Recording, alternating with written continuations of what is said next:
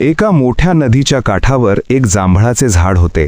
त्या झाडावर एक माकड राहायचे. त्या झाडाला खूप गोड जांभळे लागत असत. माकड रोज ती गोड जांभळे खायचा आणि मजेत राहायचा.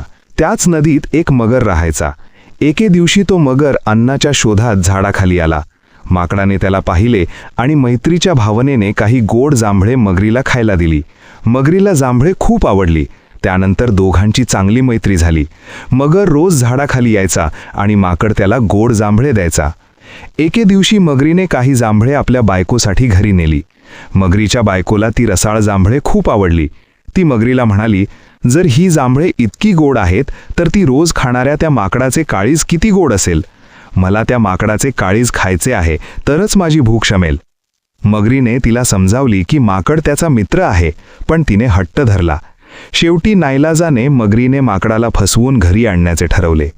दुसऱ्या दिवशी मगर माकडाला म्हणाला, मित्रा, माझ्या बायकोला तुला भेटायचे आहे आणि तिने तुला जेवायला बोलावले आहे. माकड आनंदाने तयार झाला, पण त्याला पोहता येत नव्हते. मगरीने त्याला आपल्या पाठीवर बसवून नदीतून न्यायला सुरुवात केली. नदीच्या मधोमध गेल्यावर मगरीने माकडाला खरे सांगितले, मित्रा, मला माफ कर. माझी बायको तुझे काळीज खाऊ इच्छिते, म्हणून मी तुला घेऊन जात आहे.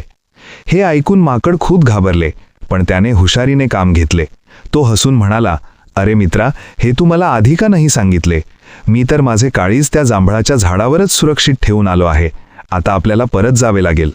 मूर्ख मगरीला ते खरे वाटले. त्याने माकडाला परत काठावर आणले.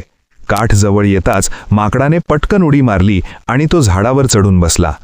झाडावरून माकड म्हणाला, अरे मूर्ख मित्रा, कोणाचे काळीज कधी झाडावर असते का? काळीज तर शरीरातच असते. तू माझा विश्वासघात केलास. आजपासून आपली मैत्री संपली. मगर ओशाळून तिथून निघून गेला. तात्पर्य: संकटकाळी घाबरून न जाता वेळेवर बुद्धीचा वापर केल्यास जीव वाचू शकतो.